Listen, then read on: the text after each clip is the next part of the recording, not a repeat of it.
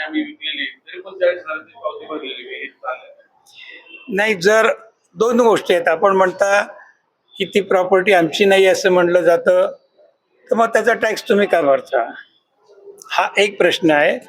आणि शेवटी प्रतिज्ञापत्रामध्ये सगळ्या गोष्टींचा उल्लेख केला जातो की माझ्यावरती कुठलेही गुन्हेगारीचे गुन्हे दाखल नाही आहेत किंवा जे काही गुन्हे दाखल केले असतील त्याच्यातून मी निर्दोष मुक्तता केलेली आहे. राज्य सरकारची किंवा स्थानिक, कारण ही स्थानिक स्वराज्य संस्थेतली निवडणूक आहे, त्यामुळे महानगरपालिकेशी देखील त्याचा संबंध येतो. आणि प्रतिज्ञापत्रामध्ये लिहून द्यावं लागतं, प्रतिज्ञा करावी लागते की कुठल्याही प्रकारची सरकारची देणी, मग ती राज्य सरकारची असेल, इन्कम टॅक्सची असेल किंवा महानगरपालिकेची सुद्धा कुठली देणी असेल तर ती देणी देखील म्हणजे लागत नाही, अशा प्रकारचं प्रतिज्ञापत्र दिलं जातं. आता काल जर का ते प्रतिज्ञापत्र त्यांनी दिलं असेल आणि आज जर का त्या ठिकाणी पाणीपट्टी थकबाकीचा चेक दिला असेल तर याचा अर्थ असा होतो की कालचं तुमचं प्रतिज्ञापत्रामध्ये तुम्ही ती गोष्ट लपवून ठेवलेली आहे. आणि कुठलीही गोष्ट लपवून ठेवणं ही कायद्याला मान्य नाही. कायदा त्याच्यावरती जी काही ॲक्शन घ्यायची असेल तो कायद्याप्रमाणे त्या ठिकाणी, अर्थात हा सगळा सर्वस्वी निर्णय निवडणूक निर्णय अधिकाऱ्याच्या अखत्यारीत आहेत. जिल्हाधिकाऱ्यांच्या अनुपस्थितीमध्ये जिल्हा परिषदेचे चीफ ऑफिसर श्री गजानन पाटील हे त्या ठिकाणी निवडणूक प्रमुख म्हणून काम करतायत.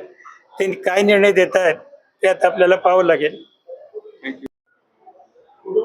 काय आक्षेप घेतलाय, कोणावर आक्षेप घेतलाय? काल पुणे स्थानिक स्वराज्य मतदारसंघाचा अर्ज भरण्याचा शेवटचा दिवस होता. एकूण 7 अर्ज झालेत अशी माहिती आहे. आणि त्याची आज सकाळी 11 वाजता जिल्हाधिकाऱ्यांच्या समोर छाननी सुरू आहे.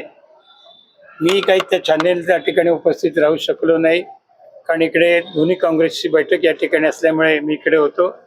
पण मला आताच माहिती मिळाली आणि जी सुप्रियाताईंनी देखील आपल्याला सांगितली की त्यांचे अजितदादा पक्षाचे जे उमेदवार आहेत त्यांच्या नावावरती काहीतरी महानगरपालिकेची पाणीपट्टी थकबाकी आहे आणि त्याच्यावरती राष्ट्रवादीचे हडपसर विधानसभा मतदारसंघाचे अध्यक्ष प्रवीण तुपे यांनी आक्षेप घेतलेला आहे.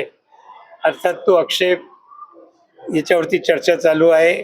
माझ्या माहितीप्रमाणे त्या ठिकाणी वकील देखील उपस्थित आहेत, ते देखील त्या ठिकाणी युक्तिवाद वगैरे करतायत. त्यामुळे जिल्हाधिकारी आता नेमकं काय निर्णय घेत आहेत त्या निर्णयाची आपण वाट पाहूया. थँक्यू.